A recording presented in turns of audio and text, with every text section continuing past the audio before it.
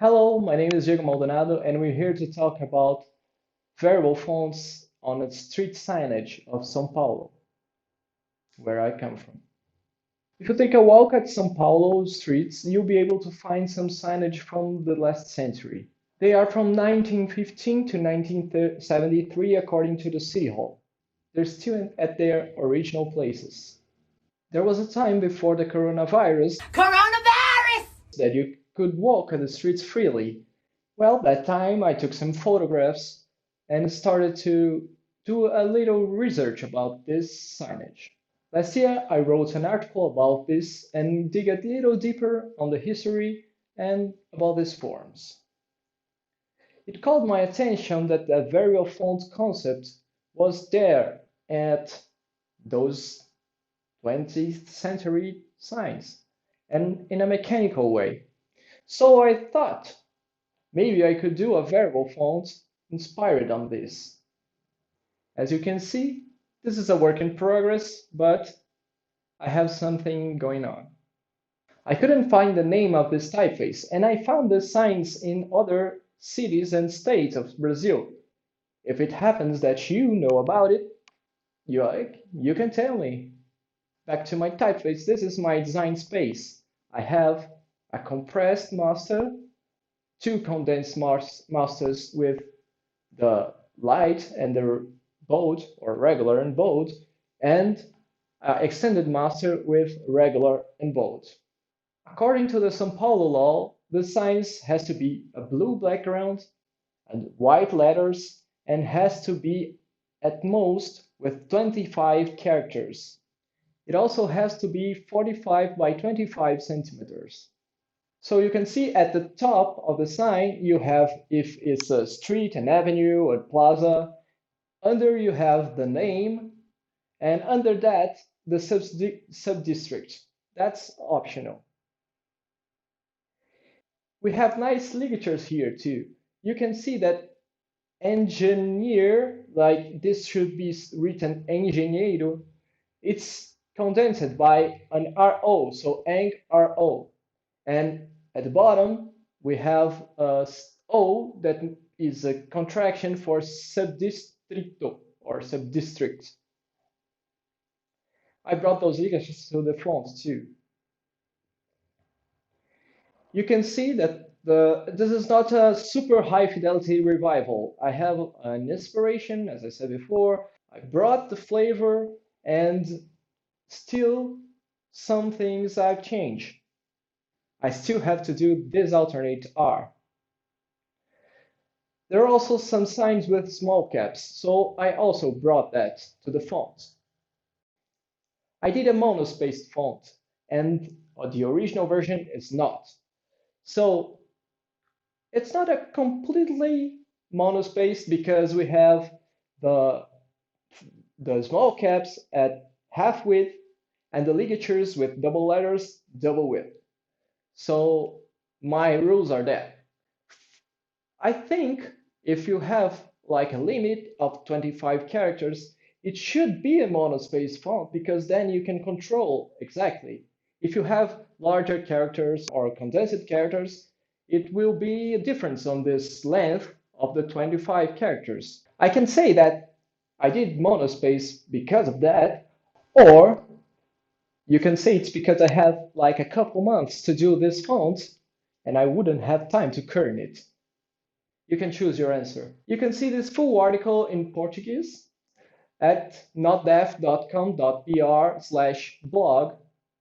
And I have special thanks to teacher Clis Toledo Mazzilli, teacher Mari Meurer, teacher Rafael Castro Andrade for helping me to write this article. If you want to contact me, you can see here. Send me a message. Okay, so here's a question from Fernando Melo. Did you investigate the technique used to make the signs, or how they apply or condense the letters for the bigger names? It seems they are baked enamel signs. I'm not sure if I know what baked enamel means. It's kind of they put like the powder on the metal and then they heat it and it becomes. Oh, yeah. Yeah. Yeah. Fernando said it. Oh, I see. Rafael That's said in Portuguese Maldonado. here. Hmm. Yeah. They are, but they're not for like a long time ago. So you can see even some of this the signs were painted before.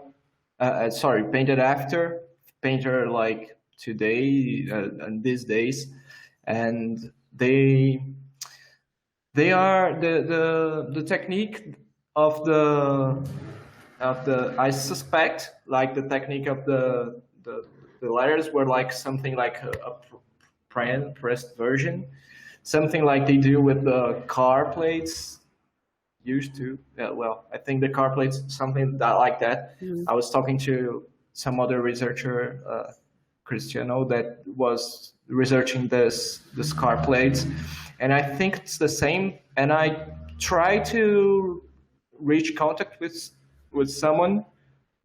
I haven't found anyone. I went to the downtown and I saw there's one guy that you can ask him to do the plate and he will do it for you, but they do like in a version of it's it's some kind of vinyl paint, so it's kind of something like that, but they don't know about which typeface is that. He just like guy that said, oh, if you ask me I'll send and they will do it, but he actually doesn't have any information about it. The typeface isn't available for now, Bruno. It's still on progress, and I Oh, have. that was one of my questions. I want it. Yeah, It well, looks awesome. yeah, thanks. It's still in progress. I have to do some adjustments because it has to be a variable font, or it doesn't make any sense, and it have to be some adjustments. And to make it public, I have to make a lot of uh, glyphs to complete the character set, because I made like a character set for Portuguese only at first. So the numbers, I have numbers and something like that, and but I still have to make a lot of work to publish it. But maybe sometimes I work at this typeface. I don't work it every day, but sometimes I pick that to work. At some point, it will. They Fernando Melo says they paint and put in the oven. Probably. Yeah, there are two projects related to this. Yeah, I don't know these projects. It would be cool to see that. Rafael, in Brasilia, you see those signs?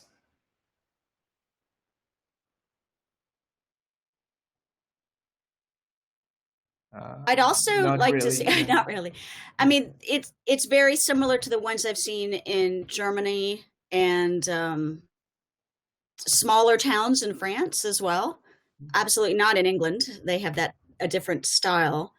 Maybe that's a future talk or a future collaboration is comparing all these different Yeah. signs. We don't have them very much in the United States, but I know I've seen them in European countries, and I'm sure in other South American countries there'd be quite a lot. Yeah. Sorry about the truck It's okay. passing by. Well, I've seen in more than one place here in Brazil. A few cities that I visited and I saw. I took pictures, but so it's not a official thing from São Paulo, I'm sure. But I don't know what font it is. So it's not it's not Helvetica. It's not Dean. Yeah. That could be Dean. It's like it has like the same logic of Dean 1415, but it's not.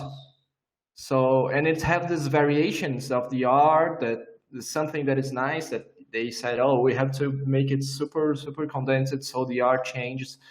And I don't Sandra know. asks if it's like Eurostyle. Sorry, I'm reading these out loud, Diego, because in the Yeah, recording sure. they can't see them. So is it similar to Eurostyle?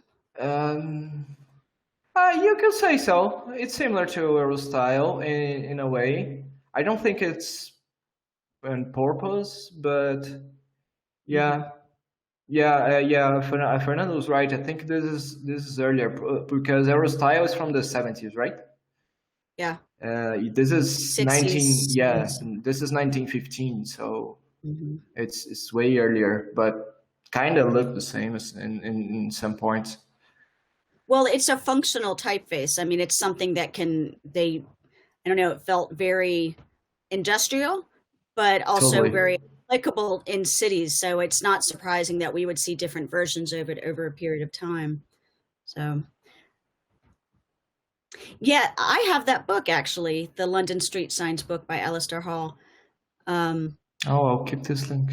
I'll check it. yes, definitely. And if not, I can send you some pictures or order a copy and send it to you too. Thanks for that mention, Sam. That's right. Yeah, thanks, and I'll make a copy here. Well, and of course, there's the Phil Baines book, Phil Baines and Catherine Dixon's book on the signs and the environment.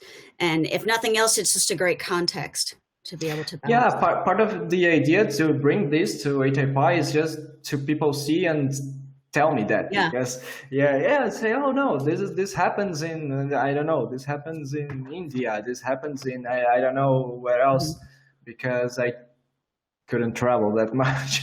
But so that's part of the idea. If everyone see this kind of letter in your cities, in everywhere, send me a picture, because then we can kind of map where this letters come from. I don't know if they created this design of these letters here in Brazil. Probably not, because it was not a usual thing, but it might happen. So I don't know. I would be very pleased if someone from, I don't know, probably Europe, most of things comes from Europe at this period, at Brazil, say, oh, we have this in France. I don't know. So here's another project. This is from Luis Sevilio. There's another project that from Buenos Aires that talked about enameling, which is this idea of the baking kind of on there. And he's given us a Facebook link in the chat. Yes. Zena Bestawala said she's seen it in India, and she will certainly send you some images. Oh, great. So for what Luis is talking about, he said they made a matrix for the painter. And have you considered something like this for your project? For my typeface that I'm designing? I would think so. Yeah, not yet. Not yet, but it could be something that I want to do that it's not yet done. It's round corners, because the signs have automatic round corners because of the press, so it gets like a little round corners, but I didn't make them yet. Like, this is something that I want to do. Luis, are you talking about stencils? Is that also what you, I mean, I wonder if stencils do play a part of this type of lettering as well. It has to, right? Because yeah, but how else would it be the same? I don't know. No, I didn't saw stencils.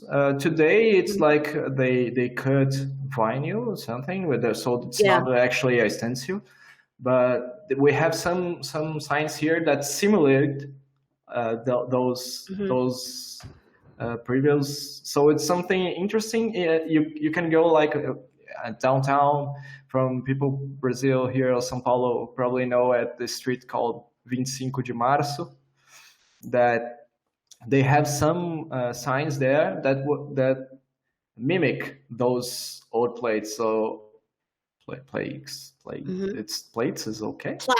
Plaques signs or signs. Yeah, well, we plaques. get it. But stencils I haven't seen, and I take a walk. One thing that's curious that I didn't say on the video, it's that the blue background, it could change if it was a private street. It can be red, and I found one of this totally by coincidence. I was walking the street and I saw one of these red signs, And they also have the small number signs, like the number of the houses. And well, if you walk to old neighborhoods here, you can see. And I took some pictures too, but I didn't brought it to my research. But I have like something. I'll take. If you see at the PDF that I put the link, the second page is a simulation of this old style. So here's a question from Bruno, who is asking if it was a correlation, if there might be a correlation with car plates from that period. And then Fernando has mentioned that Philip Blazek's talk in Amsterdam in 2013, he talked about enameled street signs in Prague, and there's a Vimeo link to it. And this is one of the great things about ATypI, you're right, is that you can say, hey, I have this idea, and it can definitely be crowdsourced. And we certainly are really quite eager to share information. There's nothing we like better than to help somebody else do research. So Bruno, about the car plates, probably the inverse. It might be true because in 1915 we didn't have so many cars, I guess. But I don't know. It's a good question. I think the talking to Cristiano, well, Bruno probably know. Cristiano from he made a research about the carplex, and I talked to him about the process of making them, and I think it's very similar because the result is very similar. So it's probably the inverse might be true. Any more questions? Keep them coming. Questions and comments. We're always happy to see. This is a wonderful discussion, and it's so interesting to see how we actually have these connections, the typographic connections through craft, actually through the actual artifact of the signs. And we've got similarities happening in countries we wouldn't think. Yeah, there are some curiosities that I didn't talk about, but the plaques who came, the people in São Paulo started to put those signs on the streets because it's not the president, but the Dom Pedro, that was like something from the I don't know, the king, the prince of Brazil, came to São Paulo, and they wanted to put signs to make it look good. But was one of this emperor is what Jade says. Yeah, emperor Jade, Jade. Okay, he was the emperor, and he was going to visit São Paulo, so they made it to him actually. And after that, we got laws and stuff. But at the beginning, the first signs, I haven't found anyone, but they were black. They were. I just read about it because it has the histories at the São Paulo City Hall. You can see the history of all of that, and I thought that was impressive because whoa, someone wrote this, and you have like very, very good detailed how things were and how things should be, and the laws and when laws became, and today's laws that nobody cares about because you have like it should be in Helvetica, and most of them are in Arial. So, but it has all of that in the City Hall website that calls. Well, if you go to the blog, the blog link, I put the link there too. And actually, that's a great help for other people, that when you're doing research on anything urban environments, the City Hall records, whether it's especially if it's not about typography, you can certainly see it through images, because they will have a great collection of images, and you can often sneak and look in the background and see street signs. So it's a visual resource. They don't have the images, but they have the descriptions and some stories sometimes. Like one Avenue Higienópolis, it's a very old one with very much history. They have like a super history about what happened there, and it's something very, very interesting. I spent so much time looking at this website, and I have everything noted with a lot of notes, and I had to edit to put that. So Fernando has given you a translation in Portuguese for enamel. Yeah, esmalte sintético. Yeah, I think it is, but I can take out the the signs to do like a good research, and most of them are actually pretty high. So I was taking pictures with my phone. I didn't have like a super ultra zoom, and the plaques that are in our height, like that we can touch, they are pretty destroyed by the action of times. So it's pretty hard to say exactly what was going on, and it doesn't have the records of how the finish should be. Just say that should be in iron and blue background and white letters. How many do you think of the original ones from 1915 are still up? Oh, there's no way to say, because São Paulo is a real big city. That's true. Yes, that's right. Right. But it's common. Okay. It's common. If you still notice, you still see them, and you're like, "Oh, that's one of the old ones." If you walk to the more traditional neighborhoods, it's pretty common. Near my house, I see like all the time, and a lot of streets. And if you go to the downtown that I went there to search, all the streets have. And we have like the oldest place in São Paulo that's considered is the Pátio do Colégio. That's a church. They still have that sign there, so it's probably the oldest one. And at the city, the site of the city hall, they say when the street was signed, when they put there. So it's very good to see that. Oh no, I know the sign was here at least at this point. So it's very, very nice, very cool. Any other questions? Any other questions? It's funny. You asked, Jade asked if these letters have a relief. So are they raised? And this is something I was actually wondering as well. Yes. I thought that was this that I made this clear. But yeah, there have a. There you can feel that. Yeah, you can feel. It's like Bruno, some millimeters high. Mm-hmm.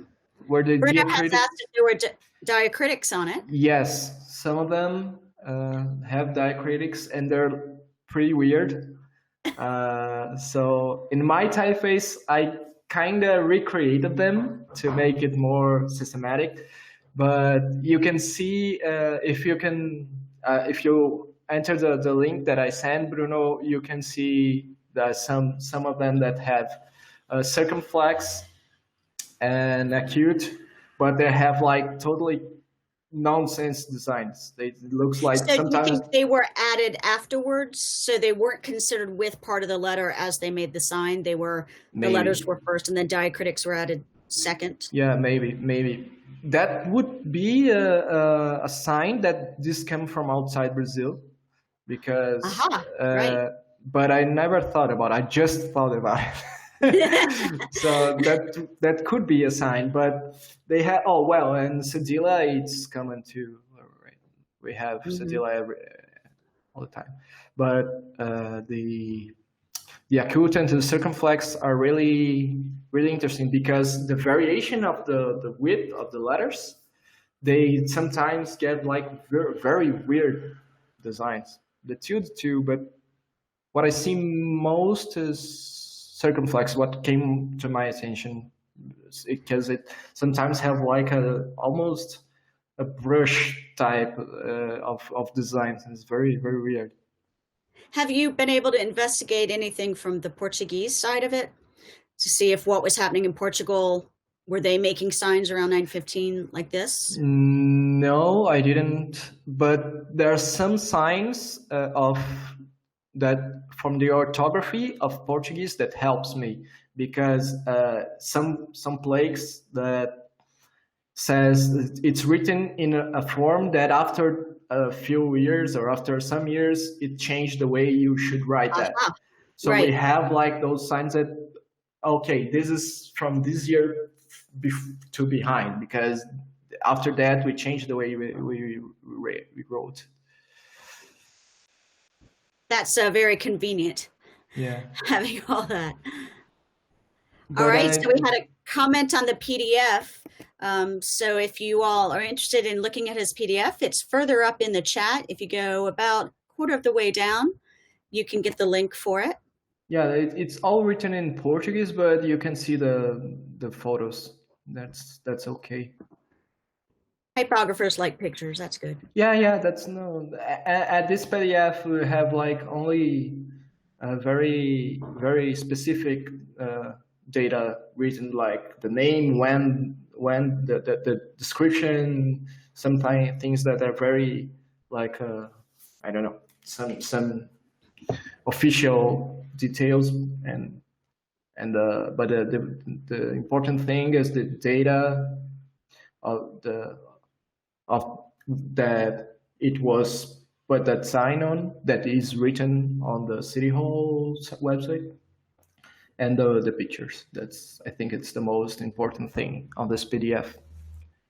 So Diego, I have a question for you. One of the things in the United States you see is at flea markets or yard sales, people will sell old license plates, old car license plates. Do you see these old signs at flea markets in I never saw. I can say that it doesn't exist, but I never saw, and if I saw, I would bought it. Absolutely. But if it can come down, then you might even have to take it. Okay, so Fernando has mentioned that the standards might have come from abroad, and he says these aren't applied directly on walls. They're now using James Montalbano's Clearview for them, which is one of the most amazing typefaces. It's wonderful to see it in use quite a few times around the country here. So, Fernando, I guess you're saying that that's the new style that's happening in Brazil? Where are you speaking? Yeah, I didn't understand this comment. I wonder if I should we make you live, Bruno? Let's see if I can do that. Go ahead, Diego.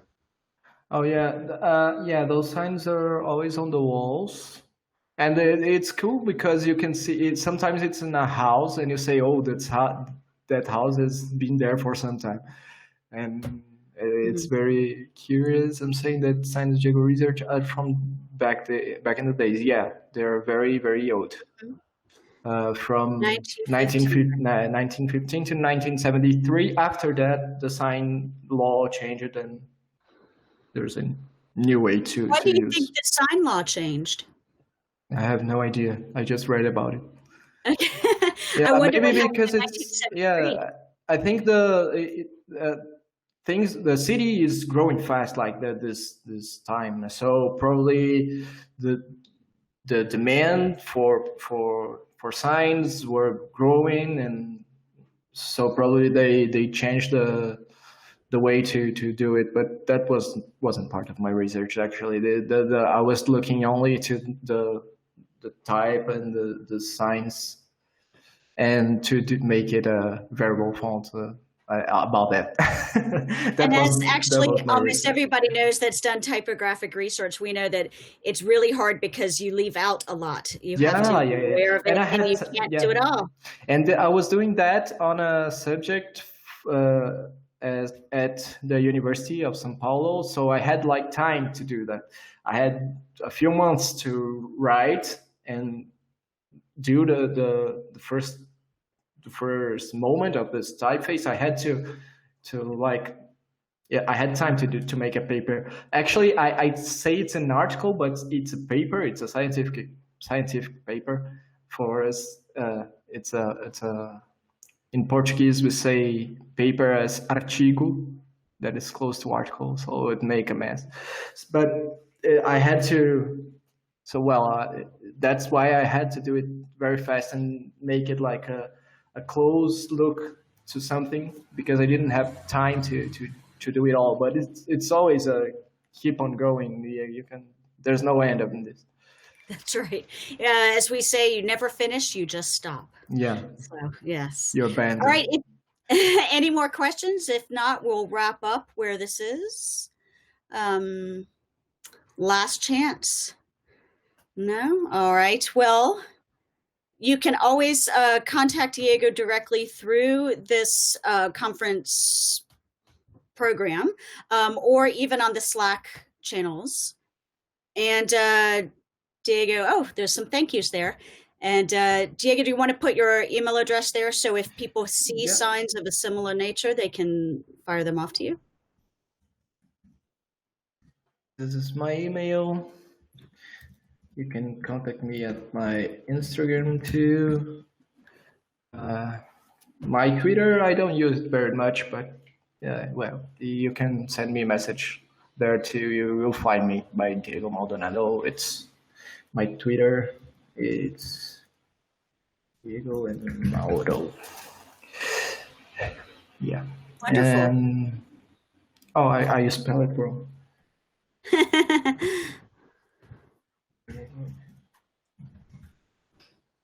Yeah. So Diego, thank you so much. This was such an interesting talk, and it's wonderful to see research at the starting phase as well. You're just now uncovering huge amounts of things, and we can't wait to see future presentations at ATypI about where it goes. No problem. All right. Well, thank you, everybody. And what I'll do is I'll close down this section. And if you want to, Diego, do you want to go to the Hangout area and answer any further questions that might come up? Yeah, fora Bolsonaro. Thanks, Fernando, to remember that. All right. Thank you, everybody. We'll close down now.